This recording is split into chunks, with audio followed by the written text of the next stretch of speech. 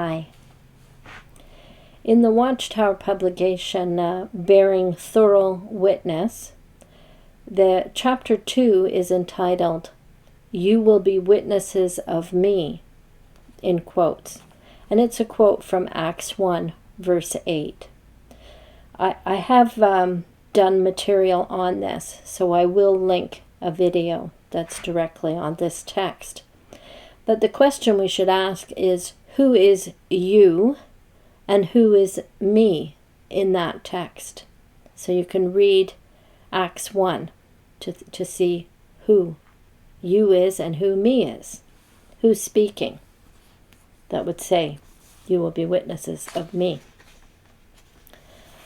Then in the end of paragraph 7, the Watchtower publication here says, "The kingdom was always the theme of Jesus' preaching, and his followers today stick to the same theme as they preach."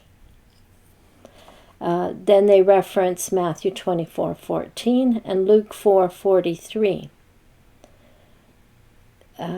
They should have noted verse 44 tells you that this preaching is in the synagogues in Galilee. Verse 44 of chapter 4 Luke.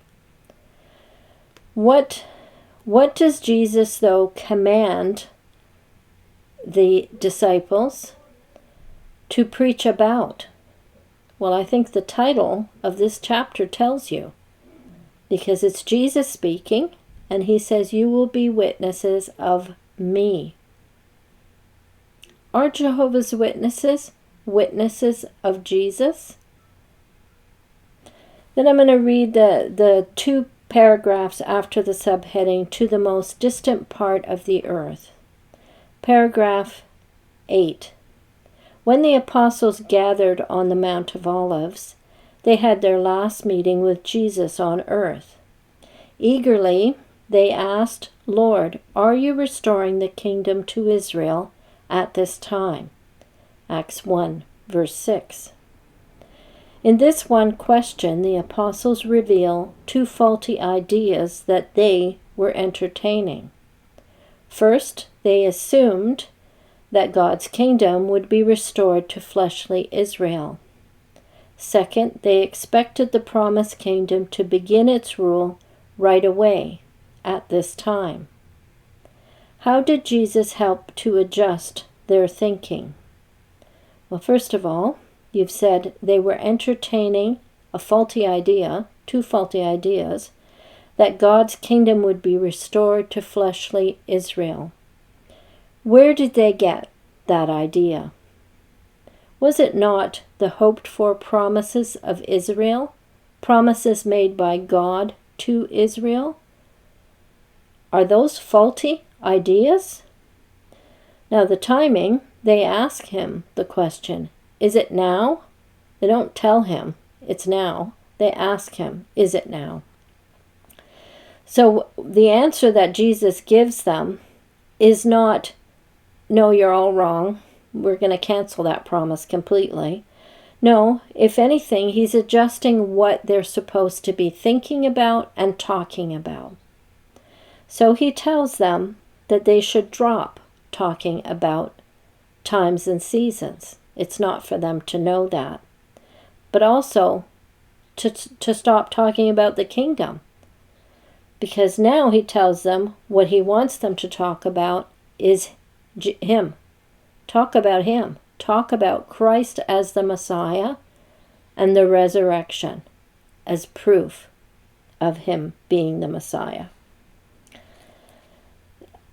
Then in the next paragraph, it says, this paragraph 9, Jesus likely knew that the first notion would be corrected soon enough. In fact, his followers were about to witness the birth of a new nation, spiritual Israel, just 10 days later. God's dealing with fleshly Israel was almost at an end. As to the second idea, Jesus kindly reminded them, "It does not belong to you to get knowledge of times or seasons which the Father has placed in his own jurisdiction. Acts 1, verse 7. Jehovah is the great timekeeper. Before Jesus died, he himself said that even the Son did not know the day and hour when the end would come, but only the Father. Matthew 24:36. To this day, if Christians become unduly concerned about the timing of the end of the system of things, they are, in effect, worrying about what does not belong to them. Okay, we'll talk about that. Okay, first thing I would say is in this paragraph you have some have an evidence of mind control technique here. They state that the birth of a new nation, spiritual Israel, is about to happen. Where in the text does it say that? Does it say that there's going to be a new spiritual Israel? The text, the phrase spiritual Israel, true Israel, you see it repeatedly in Watchtower literature. After a while, I think you assume that it's in the Bible.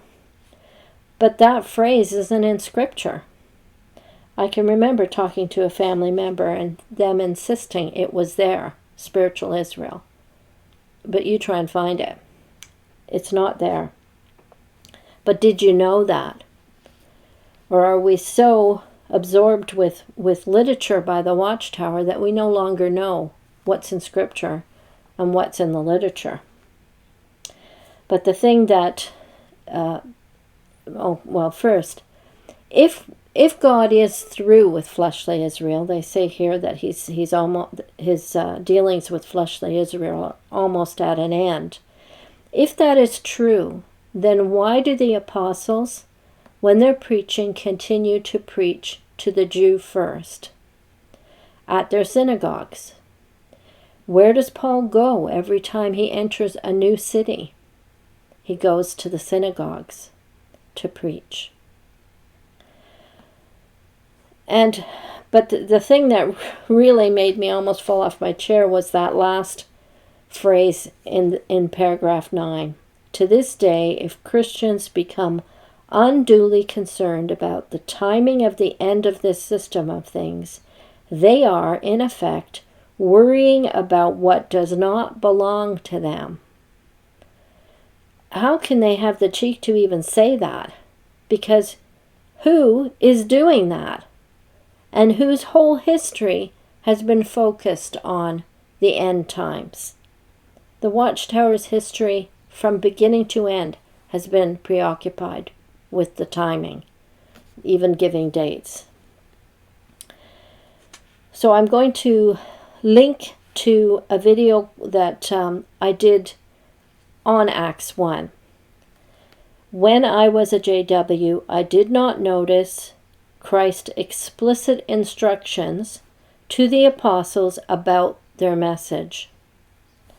And the second one is, like JWs, too many of us fixated on future times and dates and unrealities based on reading from one of C.S. Lewis's books, talking about the preoccupation that some groups have had with setting dates. Thank you for watching.